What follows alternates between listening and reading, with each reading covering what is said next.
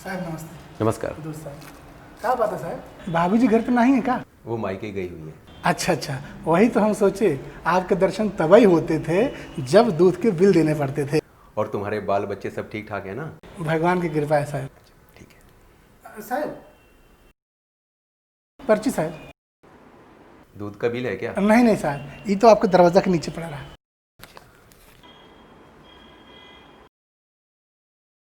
सब ठीक है ना सर? हाँ हाँ, सब ठीक ठाक है। बेटे के आधार कार्ड के लिए पोस्ट ऑफिस जाना पड़ेगा। अच्छा। अच्छा रामदीन, हाँ साहब। तुमने अपना और अपने परिवार का आधार कार्ड तो बनवा ही रखा होगा ना? नहीं साहब। क्या तुम्हारे पास आधार कार्ड नहीं है? नहीं साहब, हमारे पास तो सिर्फ एक ही कार्ड है, राशन कार्ड। वो हमने इसलिए बनवाया है कि सरकार हमें सस्ते दाम पर राशन देती है। और ऐसे में भला आप बताइए कि हमें आधार कार्ड का क्या ज़रूरत है, क्या फ़ायदा है बना के? क्या फायदा? अरे रामदीन, तुम कौन सी दुनिया में जी रहे हो? तुम्हें पता है कि आधार कार्ड के कितने सारे फायदे होते हैं? आओ अंदर आओ, मैं तुम्हें आधार कार्ड के फायदे बताता हूँ। आओ। साहब नीचे साइकिल और दूध है हमारा, हमको जाने दीजिए साहब। अरे ठीक है, 2 मिनट के लिए आओ। आओ आओ। चलो साहब।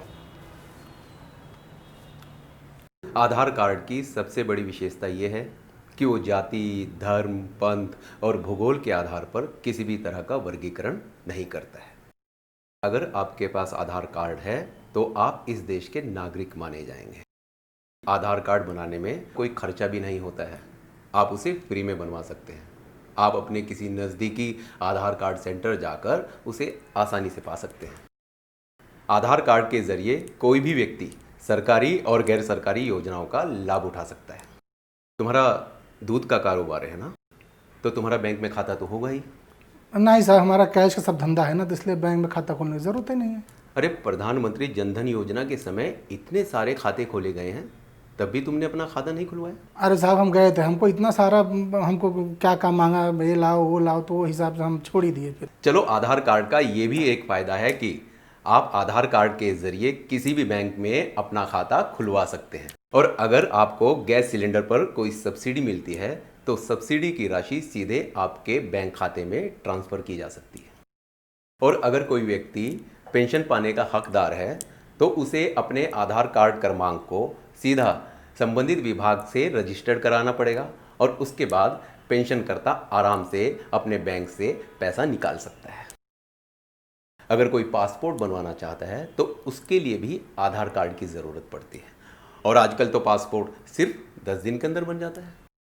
अगर किसी को प्रोविडेंट फंड के खाते से पैसा निकालना है तो उसे अपने खाते से पैसे निकालने के लिए आधार कार्ड के साथ अपने खाते को रजिस्टर्ड करना पड़ेगा। अगर कोई भी व्यक्ति सरकार के डिजिटल लॉकर का फ़ायदा उठाना चाहता है तो वो अपने सारे प्रमाण पत्र, शैक्षणिक योग्यता के दस्तावेज, पासपोर्ट, उन सब को ऑनलाइन संरक्षित कर सकता है। उन सब के लिए उसे आधार कार्ड की ज़रूरत पड़ती है।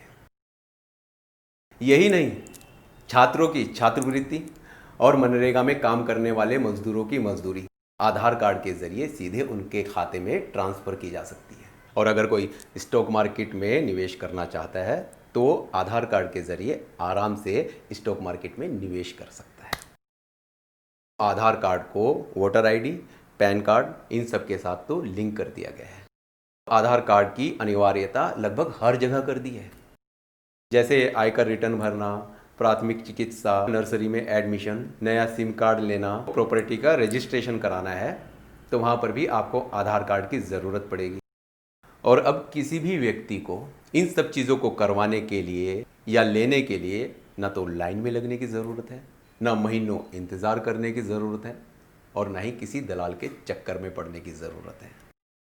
हमारी सरकार बड़ी ही दूरदर्शिता के साथ फैसले ले रही है। वो आधार कार्ड के जरिए हमारी सारी सुविधाओं का और हमारी खुशहाली का सबका ध्यान रखते हुए नई नई योजनाएं लागू कर रही हैं। बस साहब, हम सब कुछ समझ गए, अब हम चलते हैं जयराम जी की साहब। कहाँ? दूध बांटने? नहीं साहब, आज तो हम दूध बांटने कौनो और आदमी को भेज देंगे। आज तो हम पूरे परिवार के साथ जाएंगे आधार कार्ड बनवाने।